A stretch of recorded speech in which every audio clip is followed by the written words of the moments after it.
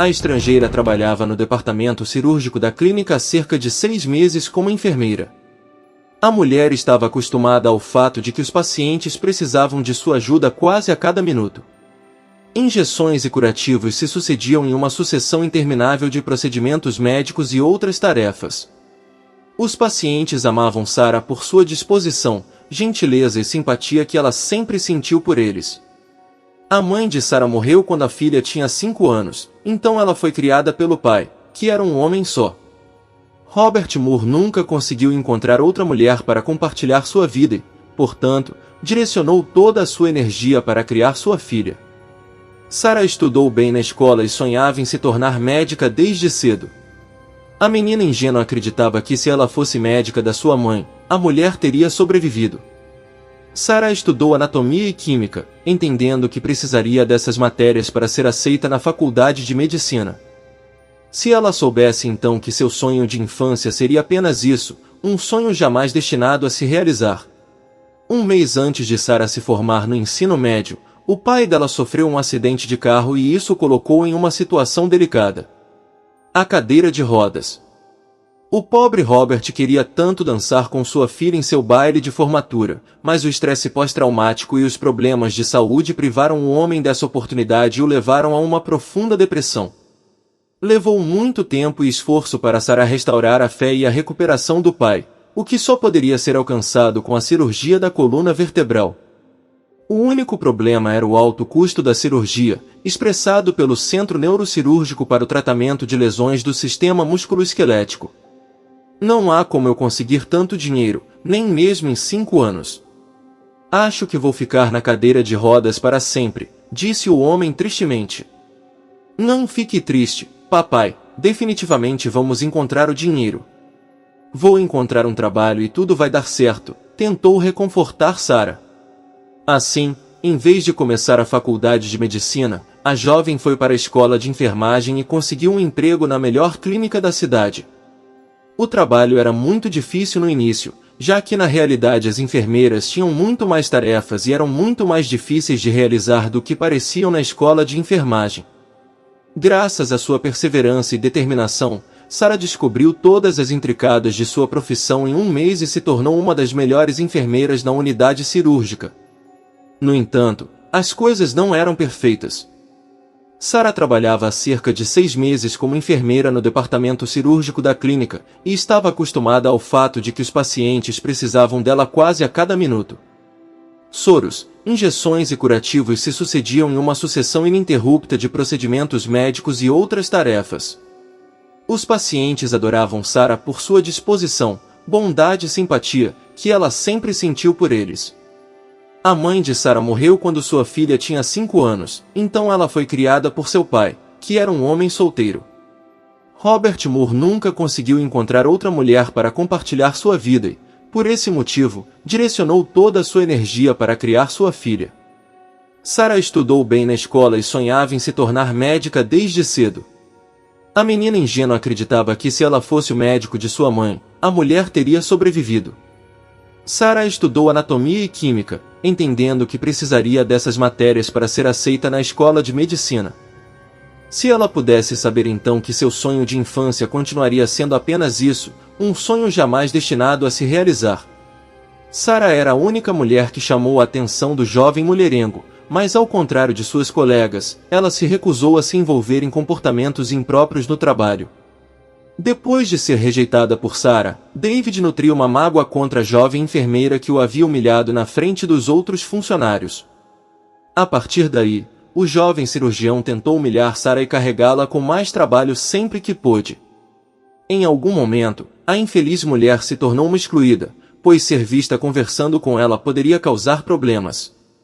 Isso levou as outras enfermeiras a evitar Sarah e a falar mal dela atrás de suas costas. Problemas no trabalho, juntamente com a doença de seu pai, eram demais para a jovem suportar, especialmente porque ela ainda acreditava em justiça e ideais românticos e esperava por seu príncipe encantado. A situação era insuportável quando Sarah tinha turnos noturnos com David Johnson. Embora a jovem não fosse a única enfermeira trabalhando na noite, David não humilhava ninguém tanto quanto Sarah. Essas noites pareciam um inferno para a jovem enfermeira e isso era uma verdadeira exageração. Portanto, quando Sarah viu seu nome na programação do turno noturno novamente, sua decepção não tinha limites. "Por que eu tenho que trabalhar com ele de novo?", perguntou a mulher sem esconder sua frustração. A sua decepção era imensa, pois sabia que David raramente fazia qualquer trabalho durante seus turnos, passando tempo contando piadas obscenas para as enfermeiras em vez de monitorar os pacientes. O jovem cirurgião sempre contava com outra pessoa para fazer o trabalho. Ele esperava que todas as cirurgias complexas fossem realizadas por cirurgiões mais experientes, cujo conhecimento extenso garantiria um resultado positivo na sala de operação. Enquanto isso, o melhor que David poderia fazer era ajudá-los ou, melhor ainda, usar seu pai para evitar participar de quaisquer procedimentos cirúrgicos. Sarah sabia que as coisas não poderiam continuar assim para sempre e que mais cedo ou mais tarde teriam que haver consequências. Se apenas a jovem enfermeira soubesse como estava perto da verdade. Aquela noite, tudo começou como de costume. Ela começou seu turno, verificou os pacientes e realizou todos os procedimentos necessários. Enquanto isso, David estava sentado em sua sala, bebendo algum coquetel que ele mesmo havia feito. Ele sabia que não havia pacientes em condição crítica no departamento, então não achou que precisava se preocupar. Se algo acontecer, David vai se cobrir. Não seria a primeira vez, pensou, folheando uma revista com artigos sobre carros caros e férias de luxo. Desapontamento é algo estrangeiro para ela. Ela sabia muito bem que David raramente fazia qualquer trabalho real durante seus turnos, passando tempo contando piadas obscenas para as enfermeiras, em vez de monitorar os pacientes. O jovem cirurgião sempre contava com alguém para fazer o trabalho. Ele esperava que todas as cirurgias complexas fossem realizadas por cirurgiões mais experientes, cujo conhecimento extenso garantiria um resultado positivo na sala de cirurgia. Enquanto isso, o melhor que David podia fazer era auxiliá-los ou, melhor ainda, usar seu pai para evitar participar de qualquer procedimento cirúrgico. Sarah sabia que as coisas não poderiam continuar assim para sempre e que haveria consequências mais cedo ou mais tarde. Se a jovem enfermeira soubesse quanto estava perto da verdade. Aquela noite tudo começou como de costume. Ela começou seu turno, verificou os pacientes e realizou todos os procedimentos necessários. Enquanto isso, David estava sentado em sua sala, bebendo algum coquetel que preparou para si mesmo. Ele sabia que atualmente não havia pacientes em condição crítica no departamento, então ele não achava que tinha algo a se preocupar. E se algo acontecer, David vai cobrir para mim. Não seria a primeira vez, pensou ele, folheando uma revista. Naquele momento exato, ele ouviu alguém gritar na área de recepção. "O que diabos é isso?", David franziu a testa, levantando-se da cadeira. Mas quando o jovem cirurgião entrou na sala de espera, ficou sem palavras. Havia dois estranhos cercados pelas enfermeiras, um velho vestido de farrapos e outro homem que o velho parecia estar carregando. O jovem estava segurando ao lado direito com a mão e gemendo. "O que está acontecendo aqui? Quem são essas pessoas?", David perguntou, sem esconder sua indignação. "Senhor, esse homem precisa de ajuda urgente. Todos os sintomas apontam para apendicite aguda. Ele precisa de uma cirurgia imediatamente ou pode desenvolver peritonite, e isso seria muito ruim", explicou o sem-teto, garantindo ser educado e respeitoso. A ira de David literalmente o deixou sem fôlego. "E como você sabe disso?" O rosto de David ficou roxo de raiva e gotas de suor apareceram na testa, mas foi quando o sem-teto interveio. Ele definitivamente colocou o paciente em uma maca que estava um pouco mais longe e pediu a Sarah para levá-lo para a sala de cirurgia, enquanto ele foi ao banheiro da equipe onde tomou uma rápida ducha e vestiu uma roupa de cirurgia. O homem fez tudo isso tão rapidamente e habilmente que ninguém sentiu a necessidade de questionar sua qualificação. Enquanto isso, David decidiu se retirar simplesmente para seu escritório, sabendo que amanhã ele exigiria a demissão de Sarah e do guarda de segurança que deixou os homens entrarem. Enquanto isso, o velho sem-teto colocou luvas médicas, administrou anestesia e começou a cirurgia. Sarah o ajudava o tempo todo, sentindo-se como se estivesse presa em um sonho. O velho sem-teto idoso não só conhecia todos os termos médicos, mas também se comportava como um verdadeiro profissional. Nas últimas fases da cirurgia, o velho homem acenou para Sarah e sussurrou: "Não se preocupe, querida, eu sei o que estou fazendo." Sarah acenou e ajudou o velho homem com os pontos. É isso. Esse homem deve considerar hoje o seu segundo aniversário. Qualquer coisa além disso e ele teria desenvolvido peritonite, o que poderia ter causado sepse e morte, disse o sem-teto, sentindo-se aliviado. O resto da noite foi relativamente tranquilo e calmo. O homem que passou pela cirurgia permaneceu estável, então nem Sarah nem o velho sem-teto, que acabou se chamando Donald Lewis, sentiram a necessidade de se preocupar. Na manhã seguinte, a clínica recebeu uma visita do chefe médico e do prefeito da cidade, Howard Parker. "Por que David não está em seu posto?" o chefe médico perguntou. Sarah não sabia o que responder, então simplesmente abaixou os olhos e ficou em silêncio. Felizmente, o homem sem-teto veio em seu socorro e respondeu à pergunta em vez da enfermeira: "Seu filho está dormindo, deve ter ficado cansado." "Quem é esse e o que ele está fazendo em minha clínica?" o chefe perguntou, erguendo a voz.